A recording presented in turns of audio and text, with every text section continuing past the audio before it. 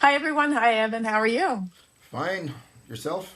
Good, thank you. Before we start, just want to acknowledge that a lot of people in this city have suffered a great deal through the storms of the week. And I don't mean just because the shows were canceled on Canada Day. Yes. I mean, a lot of people have had significant flooding and incidents and power outages and things like that. Were you okay at your house? Are you Just good? a slight. I did actually check, and I was very surprised to see a slight water infiltration of the basement, Ooh, okay, but but nothing major. But I no, understand good. many other Mhm. people had much worse. Yeah. And in situations like this, it always brings us back to what really matters in municipal politics. It's the Yes. basic stuff, right? Basic. When that doesn't work, nothing can work. And That's so right. just wanted to acknowledge that. So this week you've done a lot of thinking, actually a lot. And I'll be completely honest, this week you're carrying most of this Oh, is it episode okay? because you've done a ton of work thinking about the numbers, the campaigns, what kind of campaign we're having. So, how about we start with this question, Evan? Okay. What kind of campaign is this, really?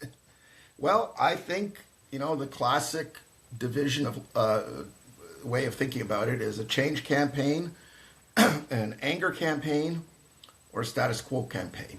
Mm, And I don't know about you, Bridget, but my sense in going into month number three, I guess mm. this is literally month Yeah, number I three, guess. is that what we're seeing is a change campaign. Mm, I just don't see the outrage. I see the frustration on transit, obviously, um, but I don't see the citizen outrage yeah. to make it an anger campaign. Throw the bums out. Well, the only place where I see it, and it's very anecdotal, but I'll throw it out there. I have two kids, one who's almost who are of voting age, one Sure. who's that's going to be their Oh, first election, this excellent. municipal election. Yeah, yeah.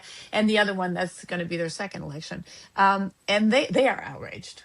The OC Transpo thing is bothering them a lot. And these are kids, I mean, they borrow the car, right? Obviously, they're lucky Yes. enough that they have a parent who lets them use the car, but they understand, like, their stuff. OC Transpo is their primary mode of transportation, and not just my kids but their friends. So again, it's a small sample, obviously. And they're U of O students and or Carleton students. They think it sucks, Well, and they're outraged that it sucks this bad, and that the politicians are looking at them saying, well, tough kid, just put up with it. Well, they may be outraged, but the They don't supposition, vote. exactly Yeah. the politicians of any stripe are thinking, you know what, your cohort doesn't vote, and therefore you can be outraged, but I don't really need to be that concerned because I don't think that many of you will go out and vote. Mm. Well, Now, these two will go vote. I can those tell you two, that. well, I'm sure My because of kids will. their Yeah. mom, they will go out and Yeah. vote. I won't let them not vote now. And so the question for campaigns is how much effort should they put to Hmm. try to organize, let's call it the youth vote. So the 18 to Hmm. 24-year-olds, like your children, first time voters this October. And the question is how much effort, it's like a cost benefit, how much time will it take us and what will be the return on that investment? And Right. for most campaigns, they don't think it'll be high enough return to warrant the effort. Yeah. I'm kind of wondering whether there's an exception to be made for Jeff Leeper and Neil Saravanamuthu on this issue, because they are the ones with the most to gain from people, and you correct me if I'm wrong, but from people who don't typically vote. Yeah, so these are the irregular voters, and typically youth, 18 to 24-year-olds, or even, and especially, and then you can get into the renters, Hmm. they are typically low information, particularly at the municipal level, because they don't see as themselves as having enough at stake. But you just articulated that your own children and many others across the city are using OC as their primary mode of transport. They don't have access to a car, or maybe they don't have their driver's license, and so this could this could be a motivating influence. The Hmm. question for a campaign, of course, is how do you capture that? And again, we are at this stage looking for, and we'll get into this, I'm sure, in terms of the organization of the organizational capacity of the individual campaigns. Do they have that capacity to look beyond the obvious demographic: home owning, suburban, urban voters who Or obviously rural in have the case of lots of, Alex Lawson. Yeah, yeah, he because exactly, he's looking at property owners in the right, rural and suburban wards more obviously, than yeah. anyone else. Yeah. So this is, and we can get into that a little bit later, but this is Hmm. what I've been calling the X factor for the Leaper Right. campaign. Yeah. Hmm. So we're starting to see some numbers, some campaigns. The Jeff Leaper campaign in particular has come out with some numbers that they get from their own internal pollings, I'm assuming, Sure. right? Where are we standing right now as far as like what we know of voter intentions? So, as good intelligence officers will tell you, you look for multiple streams of information to Hmm. validate what you're hearing, or to challenge what you're hearing. And I think now we are starting to get those multiple streams of information. And so I was surprised that Stephen Yardy sent out a message yesterday, very proudly promoting the fact that, 40, I think, was it 43, 43.67%? He got it something down like that. Yeah, to that's a right. This is the decimal. He double got it down to a decimal. Yeah. decimal point, Hmm. based on his voter analytics and what was, and I received the email from the campaign, and what was interesting was in the email text, Yardy was saying that this was over the course of a year. So And he's, this is the RD, just for people following at home. This that's right. is the campaign That's right. manager for Jeff Leaper. Okay. That's correct. So And showing that yes, 43.67% of voters in 4.67, Ottawa and I support was, Jeff. yeah. So usually when you get into that, you're doing probability sampling, Hmm. but I think, but there may have been some. They may have commissioned some internal polling. A lot of this is based on the feedback that they were getting from. I think they've now hit. Somebody will correct me. I'm sure 20,000, at least 20,000 doors. So I think Hmm. they've gone past 20,000 doors. Hmm. And they're saying, based on that and other feedback and collection of other intelligence, so campaign intelligence, we feel that we're at 43.67%. Hmm. Now Can you? Yeah. that's 12 points higher than David Valentin had in his liaison strategies poll in June, In June, which is a which. probability sample, right? So a Hmm. couple of weeks ago, I think he was in the field in mid-June, Hmm. mid to late June. And you're going, well, that's quite the spread. And I would be cautious in treating numbers from a campaign, because a Hmm. campaign typically will only release positive numbers from their internal polling. Right. For the obvious reasons, Bridget, it's great for mobilizing their Hmm. volunteers. It tries to shape the media agenda, so they're hoping that Right. CBC Local, all the legacy media, will quote that number. Or And, us at this point. Maybe uh, they're hoping that we will quote their and we are, numbers. look, we're having a discussion about it. There you go. And then it's a little bit of campaign psychological warfare with Mark Hmm. Sutcliffe and his team. Try to rattle him to Yeah, just show trying to that rattle we're him. coming. We're right And now, behind you. I'm pretty sure that the Sutcliffe internal numbers are not 43.67.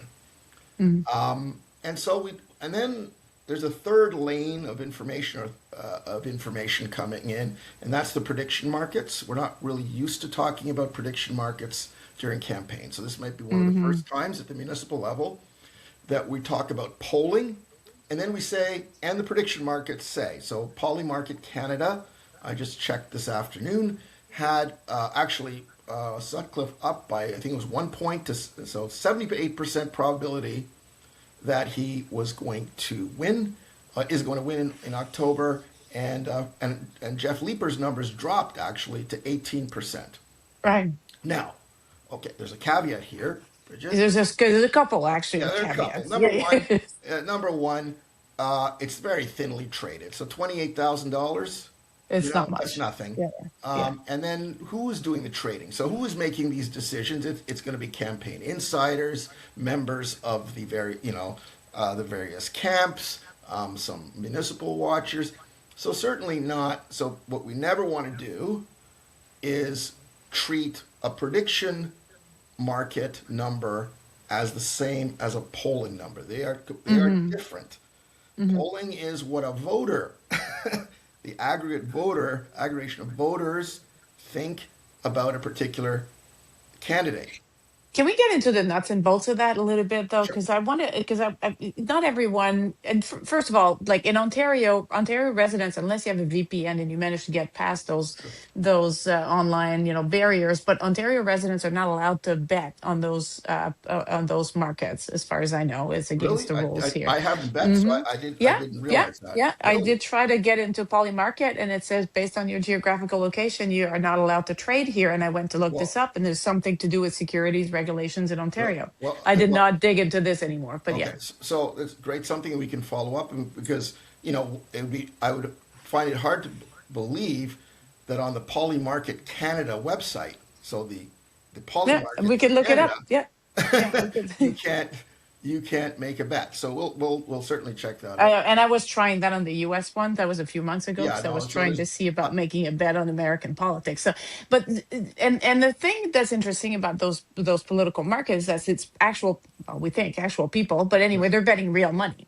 yeah. And so that's one way that people look at that to say, well, what's really like normal people thinking about where they think they can make money? Um, but then there's some talk about how some people, because it's been around for a while, especially in Sure. the United States context, and are some people trying to manipulate those markets by betting I one don't. way or the other I to try would. to get people to, right? So, how reliable is this Right. versus an old fashioned poll? I don't actually know the answer to that, No. but it's kind of it's an interesting thing to have at the back of your mind when you read stories about what the Yes. prediction markets are saying. So And then I'd like, and not to put you on the spot, but if sure. you can explain to folks what's the big distinction between a poll like by a liaison poll, for instance, or leger marketing or any of those polling firms, and a campaign's internal poll? Why are they so different? Yeah. So we don't know. Well, first of all, we don't know what type of campaign analytics the individual campaigns are using. Mm-hmm. So you could have two. You could have a number of scenarios. You could have a scenario where you have the liaison poll, the quote unquote public poll, Mm-hmm. using exactly the same methodology, IVR, Which whatever, they list, right? And they which say they what their list methodology is. Yes. as a campaign doing commissioning an internal poll. So a Mm-hmm. poll that they commission, pay for, but they do not release to the public. So that's kind of the Right. internal poll. So same methodology as the public poll, but it's an internal poll, and then that's a one-to-one comparison. Depending, Mm-hmm. pretty close, Mm-hmm. because they're going to do the sampling across across the city. So I would have high confidence in that because there you're validating. So the if you ever get access to that internal poll, you compare the internal to the public, and if it's done by a reputable polling firm, they should be pretty close. Not guaranteed Mm-hmm. they'll be close, but they won't be wildly Mm-hmm. out of sync with each other. And a campaign has advantages to having good internal polling. They Right, don't want to go and get their volunteers all excited if their right, internal polls are just bunk, right? They really exactly. want that to be So reliable. I'm not a pollster, but I'm sure Right. I'll tell you one thing that's crossed my mind, obviously, when I saw Stephen Yardy's email 43. Yes. was okay, so he's got data from, let's say, 10,000, 15,000 unique addresses. They told him Hmm. things. And that's many thousands more than David Valentin would have received doing his probability sampling. Now, I'm not the pollster, but I will tell you that and this is no insult to any campaign, Yardy or any other campaign manager. I would always go with a probability sample. Right? Now there is a further. Why is that? Because it's more statistically Yeah, it's more. reliable? Okay. It's a probability sample. It's more likely to reach all the voting cohorts that you need, because otherwise you do a census. The only way to know Right. exactly what everybody is thinking is to do a census, and of course we do polling because we don't need to do a census to be within 6 points. So margin of error 19 So to points. ask, so let me ask the stupid question then. Exactly what is a probability sample? Is it like a So it's the realistic sample of likelihood, the yeah, electorate? yeah, Yes. the Okay. likelihood. And so within a margin of error, there's a likelihood either, and usually it's plus, so within a 6 point range, like Hmm. -3, +3, Either, yeah, either okay. side, on either side of Hmm. the number. Hmm. Doesn't mean, and then there's the confidence level. Is it 19 times out of 20? Is it 16 times out of 20? Right. This makes a big difference. So, but if you're doing if you're using a reputable pollster, and all the people that we're talking about are reputable Hmm. pollsters, Hmm. they're going to do, it's going to be a margin of error ±3 points, 19 times out of 20, Right. based on Which a is, I sample. think, is not Yeah, like based on a the gold sample. standard of, yeah. Yeah, based on a sample of 50, and they want that for their own reputation. After Hmm. all, when they do quote unquote freebies, not freebies, but when they're doing public polls, they get their name out there. They're Yeah. getting branding. So obviously, what's the best way of branding yourself? Being accurate. Yeah. Looking smart on looking TV. Yeah, smart on, that works. looking Hmm. smart on election day. It's like money in the Hmm. bank. You know, you Hmm. hit it. And Liaison, I have to say, has a really good track record.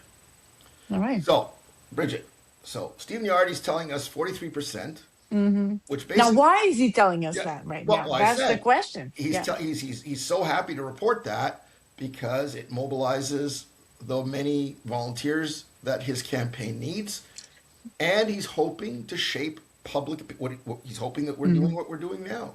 Right. Because what he's saying is that if the election were held today, Jeff Leeper would be mayor. Right. Now, obviously, the election is many months off. We're Hmm. not sure what the complete methodology of his internal analytics is, and why there's a 10 point spread between what David Valentine found in June versus because it was 31%, right? That's In right. June, That's a big and spread. now Stephen Yardy's talking about 43%. But I think we should just step back a little bit and say this is interesting. Keep our minds open. We won't know until September with any sense of confidence what's really going on. And I'm just interested in I call it the X factor. I want to know because now Stephen Yardy has said, I've been at this for a year. We've been at here, the Leaper campaign, we've been strategizing this out for a year. And so I want to know is, going back to your kids, Bridget, I want to know if the Leaper campaign has been trying to identify 40,000, what we call irregular voters. Mm. Or And that, first time voters, yeah, or first yeah. time voters, and if they have that in the bank. Because if they have 40,000 of those votes in the bank somewhere, or intend to, It's or game over, right? it's game over, Yeah. or are Mm. on their way to Mm. having in a database 40,000 unique addresses of irregular voters, including people in the 18 to 24 cohort, it is game over. But we would not know that until election day, nor would the pollsters, because they would. I'm not sure, but you could ask David. We could ask David Valentin and others, and Frank Graves and David Coletta. We can ask them, or Nick Nanos. What what is the probability, to use the language of polling? What is the probability that your poll will have found those 40,000 Mm. votes, right? Picked And up on it. how would we, yeah, and how would we know if these people that we not only can identify, but whether or not they're liable to go and vote? That's Because campaign they can rage organization. on Twitter or on No, Reddit or no, no. wherever the kids hang out It's these days. it's But all about the campaign organization. So I mm, found it interesting when Stephen Yardy put that little that sentence in his note in that email that said we've been at this for a year, because that goes back to my point. Remember, I keep on speculating. What did they do yeah. last year? Did they do Mm. enough last year? Because Bridget, they should be going into September. So the Leaper campaign should be going into September. It's like if you've been in a restaurant, right? If you've been in a commercial restaurant, we talk prep. 90% of running on delivering your meal at a restaurant involves prep. 90% of Mm. the work before you reach before we deliver your meal to you in a restaurant, 90% has been done is the prep Yeah, done in the chopping the afternoon. onions. Yeah, That's right. exactly. Chopping everything up and getting Right. it ready. Yeah. So I've had the privilege of having co-owned a restaurant, So, I watch the staff spend all day. They come in at noon to prep for the dinner service. So I think it's the same in everything, in Mm. many professions. It's all about the prep. So what I'm hearing in Stephen Yardy's email comment is we have been doing the prep. So when September rolls around and the quote unquote other official campaign starts, that Mark Sutcliffe keeps on talking about, it doesn't really start until September, the real campaign doesn't start until September. Yardy, to have his candidate win, has to have done enough prep in the last year and in the summer now, so That the plate can come together. that it all Hmm. comes together, and basically Mark Sutcliffe doesn't have a chance, because if Mm. there's an X factor and there are 40,000, I'm just using that 40,000 number. It's not a crazy number. Okay? There are a lot of people between the ages of 18 and 24, a lot more than 40,000 who are Hmm. eligible to vote, right? And who don't typically vote. And Yeah, who don't exactly. typically vote. Yeah. But if Jeff Leeper and Stephen Yardy have the X factor in their back pockets like a super weapon, right? Then Mark Sutcliffe is done. But he Mm. won't know he's done, right? He won't know he's done because it won't come out in the polling, right? Interesting. And It's so the sleeper it's a campaign that comes in. total Yeah, yeah, yeah. sleeper. Yeah. Now, Good. only Stephen Yardy knows, and Jeff Leeper presumably knows, if they've got that database. Right. So I don't know because they don't talk to me. They No. don't tell me this. But when I see them, they look confident to me. So I don't know what that means. Maybe I'm just gullible, and maybe it's great acting. Maybe they actually do know. So Yeah. we'll find Well, out very just briefly. Yeah, go ahead. And just I want before to. we forget, and if it's all about organization, right? There's a famous military adage that Yes, says, you know, what was it? The amateurs it's talk about tactics and the experts talk about logistics, right? right. And Yeah, yeah. It's logistics, logistics that wins the wars, the right? It's the logistics bullets and wins the beams. Yeah, wars, right? yeah, yeah. Organization wins campaigns. In most instances, organizations win campaigns. Yeah. And so that's why I'm like a broken record on this, Bridget. Every Mhm. every opportunity, Yeah. Well, if it's true, it's true, right? I talk organization. So when I go Mm. to the Jeff Leeper website and it's easy to use, the user interface is easy. It's transparent, which is part of his values, right? That his Mm. transparent campaign, a transparent mayoralty, right? That's what he's saying. So I go to the Saravanamutu campaign website again, ease of use. Unfortunately, on the Alex Lawson website, when I checked yesterday, and I think I was on the official site, I Hmm. went to the It's events. votealex.ca, I believe, right? Yeah, that's Is right. that, yeah. I went to the events page, and it didn't Hmm. really give me much direction to any current events or campaign events. Again, what does Yeah. that mean? We don't know what that means, but I think we will know what that means when you and I are tagging along, doing ride-alongs with certain campaigns in the next couple of months. Right, because Sorry the for that campaign is long. not. No, it's okay. That's it. Sometimes we all get to that, but the campaign is not necessarily on his website, right? Especially for a guy like Lawson who's going after a different kind of voters than say Jeff Leeper is. Yeah, Perhaps they're a little bit older. I don't want to. Maybe I'm stereotyping, but people in the rural areas are a little bit perhaps less on Twitter sure. and websites than folks inside the town. I don't know.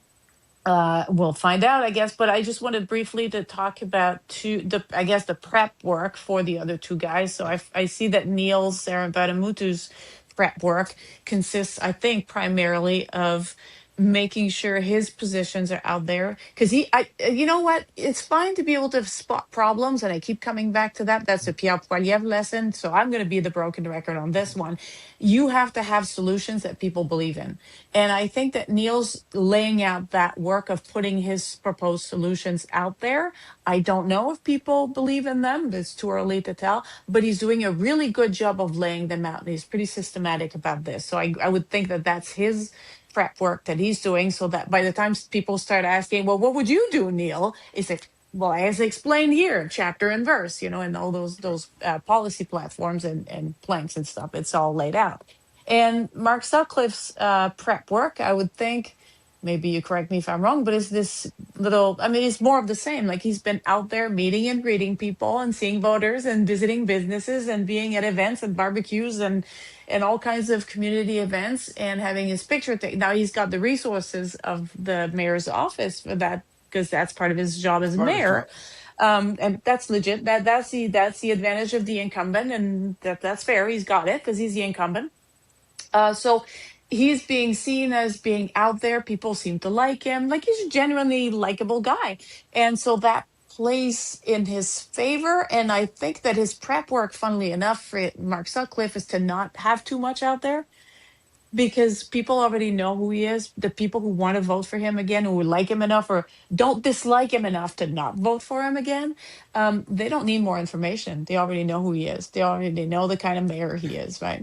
I think you put it. They don't say. I think you should repeat that one. They don't Dislike. dislike him enough to not vote for him That's again. Yeah, exactly right. that's his voters. Yeah. So he's running. We went going back to, is it an anger campaign, change campaign, status quo campaign? He's running a classic status quo. I mean, Hmm. it's hard for an incumbent to run on a change campaign. Well, yeah. Vote So for me. I won't be like the right, previous guy right, who exactly. was me. Yeah, Yeah, exactly. that'd be weird. So it's obvious. It's kind of logical that he'd be running a Mm-hmm. status quo. The challengers, and then the challengers have a chance between, it's going to be an angry campaign, outrage campaign, or a change campaign. It's a change campaign, and he is doing the classic front runner campaigning, which is Yeah. he's What? Be worried? No, I'm not no, worried. not Yeah. worried. Yeah.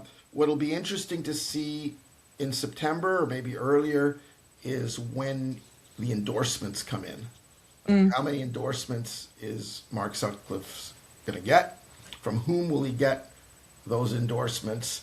When I looked at in 2022, he had a long list of endorsements, both at the provincial, federal, and I think a number of counselors. I'll have to confirm whether there were some counselors that also endorsed him. I'm waiting to see, and I've written about this in my Substack columns, how many current counselors throw off their neutrality cloak and actually line up, Pick a side. pick a Pick a side. side. Yeah. That'll be fun. As someone who's in the business of endorsing politicians, I wonder how useful or valuable this is because I don't see any impact of endorsements, You know but what? If it's um, if it's a really close campaign it and can that make a difference. endorsement Yeah. gives you that 1%, Mm. that could pull you over the top. I'm thinking here of uh, Robert F. Kennedy Jr. having in the 2024 U.S. federal campaign. I think Trump needed that 1%. That they say. I mean that Mm. 1% was helpful to Yeah. candidate Trump in the 2024 Hmm. campaign. Mm. And that's what Robert F. Kennedy Jr. That's what he had. He had about Hmm. 1.5%, Yeah. and that was useful. Is anti-vaccine cranks. Yeah. Well, but Yeah. it was useful for the Yeah. Trump It made campaign. the math. Yeah. It made the Made the math math. math. Yeah. So if the incumbent mayor gets the same large number of endorsements that he did in 2022, and it's a close race with Jeff Leeper at the end, maybe we'll find out that just gave Mark Sutcliffe enough. I think at this stage, early July, this is Mark Sutcliffe's race to lose. I do not believe that 43 that Mark Sutcliffe would lose if the election were held today, but that's just call it my gut, my unscientific feeling Oh, we about it. have that. We Yeah. have that. Yeah. With all due respect to Stephen Yardy, and I'm going to wait for Liaison's next poll, which should come out in a couple of weeks, and then let's Mm. compare. Let's see if Jeff Leeper has shot up, by 5, 6, 7% at that time. But I'm always, And as you yeah. know, I keep watching what Alex Lawson is doing. and we'll keep an eye on the poly markets and whatever other Yeah, that's right. prediction markets are out there and see, and also on Twitter, which is and there's, I want to also put a little bit of a shout out to some of the folks who follow me, certainly on social networks, who are getting into the campaign and starting to put things out Right. there and letters of support and doing, some door knocking and talking about it and taking pictures and so on. I like to see, I don't want to name names in particular because there's a bunch of people and I probably forget some, but I like and appreciate, number one, the work that they do and the interest that they take in the politics of their city, our city, and I appreciate that they share that. And it's good to see discussions and debates and people arguing and like sometimes bickering, a little bit of fighting. It's all good. It's all part of what makes a city, a democracy, a community stronger. If we all agreed all the time, we'd probably not be in a good place. So this is good. I couldn't agree more with you, Brigitte. Mm. I do hope that your children and other younger Ottawa residents Yes, go um, out and express will themselves. go out and express themselves and recognize, as you know, on OC Transpo, that they do have a stake in municipal affairs Yeah. and that their voices should be heard. Yes, absolutely. I keep telling them that. So I know I will have two voters, that's for sure, under in that cohort. But no, I know we'll have more than that. I have faith in young people. I think they're better than we are in many ways. So they'll save us. All right. All In right. the meantime, I wish you a happy. I know we're not having the 4th of July party at the U.S. Embassy. This is not municipal politics. This is Right. federal and But there is a international Fourth of politics. there is a Fourth of Well, July party. yes, he's having trouble with his guest list. Apparently, not everyone wants to go Oh, this year. I oh, wonder why. gee. So anyway, some of us are celebrating downtown in a counter party. So we're like, Oh, a which is counter party, really? no, well, it's just an excuse for day drinking. So Yeah, that's what we're that's going to right. be doing Okay. tomorrow afternoon downtown. So if people are out there and just and if you see us on the patio having a little Coors Light or Right. something, just come say hi. I'll be Yeah. thinking of you while I'm walking through the U.S. Embassy's garden or Right. Oh, there's a garden. beautiful residence. I'm not Yeah, the saying, resident. and the folks who work there, you always have to separate. Like there's the administration, and Yeah. who, and then there's all the good people who And then work I'll look to up in the advance the sky and interests of the country, man. I'll look up on the roof and I'll see the Marines up there with Yes, their that's right. binoculars. Just guarding and Security. watching you and waving at you. Yes, of course.